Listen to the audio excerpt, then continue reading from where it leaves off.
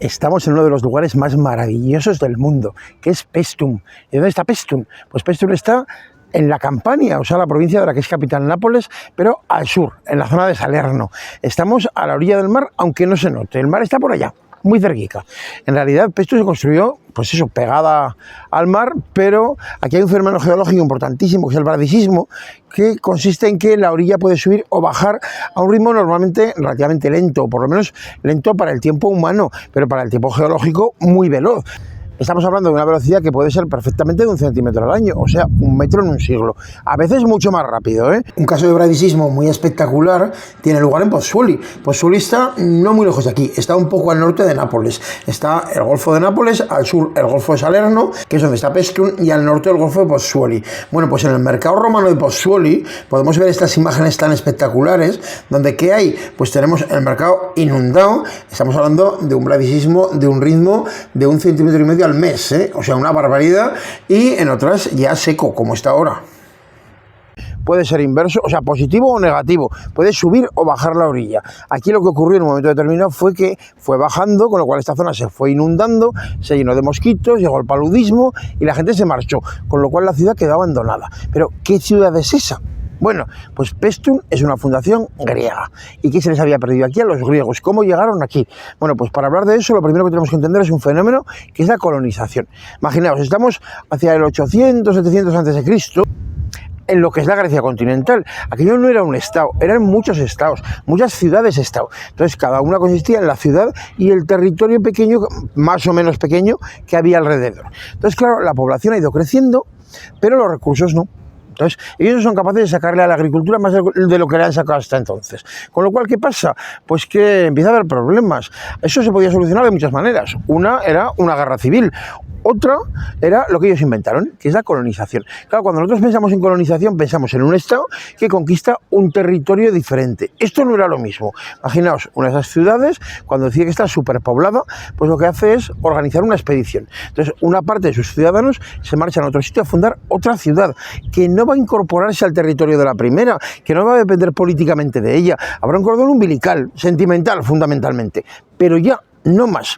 Entonces, ¿qué ocurre? ¿Cómo se organiza eso? Bueno, pues para empezar van a nombrar un jefe de la expedición. Y normalmente va a ir al oráculo de Delfos. Delfos era el oráculo más importante del mundo antiguo. Era un santuario dedicado al dios Apolo. Y ahí estaba la pitonisa. En realidad parece que allí hubo una gran serpiente pitón, o eso contaba la leyenda. Apolo la mató, instaló ahí su santuario, y de ahí lo de pitonisa. Pero la pitonisa era capaz de adivinar. Entonces, ¿qué ocurre? Había un lugar que era el ónfalos, el ombligo del mundo. Y entonces, ¿qué pasaba? Pues pasaba que la pitonisa lanzaba sus predicciones. Normalmente no se le entendía nada, pero después de pagar a la pitonisa pagabas a un intérprete que intentaba explicar sus palabras. Tampoco te ibas con mucha información, no os creáis. Pero ocurrió una cosa muy importante.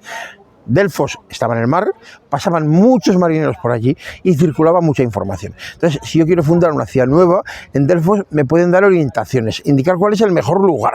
Entonces, claro, claramente al principio empiezan por las islas, pero luego, hombre, a Egipto no te vayas, que ahí están muy organizadicos ya.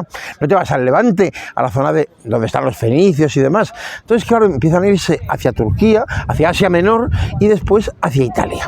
Entonces, cuando llegan a Italia, aquí nacerá una zona a la que llamamos la Magna Grecia, o sea, todo el sur de Italia y Sicilia, donde hubo una densidad de colonias griegas enorme. Entonces, una de ellas fue Síbaris.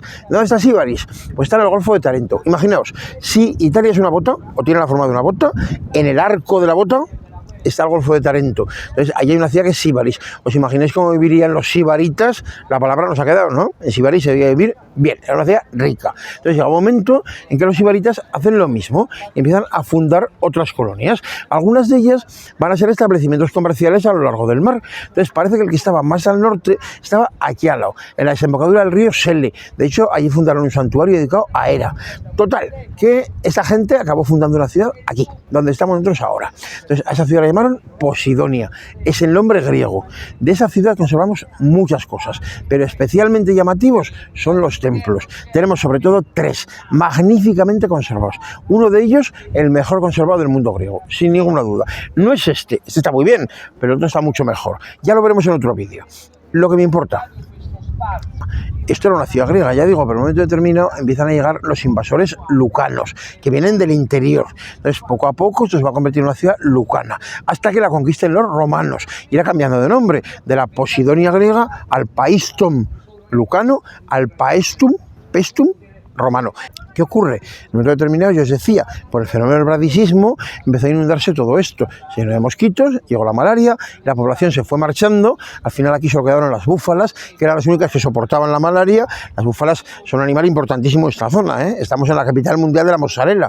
Entonces, ¿qué pasa? Bueno, pues lo que pasa es que aquí deja de haber gente, esto se abandona, crece la vegetación y al final poco a poco se va olvidando. Tenían la memoria de estos lugares, pero no tenían claro dónde estaban.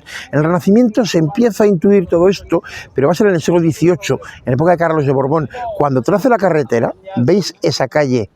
Esa es la carretera que hace Carlos de Borbón, que atraviesa toda esta zona. Pues van a cortar por la mitad del anfiteatro. De hecho, hoy una parte del yacimiento está fuera de la zona arqueológica. Entonces, esa parte es la que está más allá de la antigua carretera. Entonces, claro, ¿qué pasa? Pues que, claro, realmente esto lo que había que hacer era limpiarlo. Los templos estaban, lo que pasa es que eran grandes cañaverales, muchas cosas, había que limpiarlo. Y en ese momento, Paestum se empieza a convertir en un destino del Gran Tour. El Gran Tour era ese viaje que organizaban los hijos de las familias ricas del norte de Europa para conocer las fuentes de la civilización. Entonces, al principio llegaban hasta Roma, luego hasta Nápoles, sobre todo con los descubrimientos de Pompeya y Herculano, y también hasta Paestum. Y claro, la imagen de Paestum se empezó a difundir por toda Europa. Se hacían grabados, se hacían pequeñas pinturas. Estos hijos de familias ricas compraban cuadricos, los llevaban a casa, o compraban pues una vajilla de porcelana de Capodimonte con los templos pintados en las tazas o en las cafeteras o en lo que sea. Entonces, claro, realmente poco a poco Europa empezó a redescubrir esto. Entonces, ese neoclasicismo del siglo XVIII tiene las raíces aquí, en Pompeya, en Herculano, en Paestum, en Agrigento, en Sicilia, en estos lugares. Entonces, poco a poco, pues empezaron a hacer edificios, pues eso, neoclásicos, a la manera clásica, a la manera griega sobre todo, porque el Renacimiento del siglo XV, XVI, había recuperado el mundo romano fundamentalmente. Pero ahora estamos yéndonos más atrás, estamos yéndonos a los griegos. Y lo que tenemos aquí es eso, son obras griegas. En los próximos vídeos seguiremos hablando de Paestum, hablaremos de este templo de Atenea, hablaremos del templo de Hera que antes se llamaba de Poseidón, hablaremos de la tumba del nadador, de las metopas del templo de Hera en la desembocadura del Sele, porque Paestum está lleno de maravillas. Pero ya digo, en los próximos vídeos os lo contamos todo.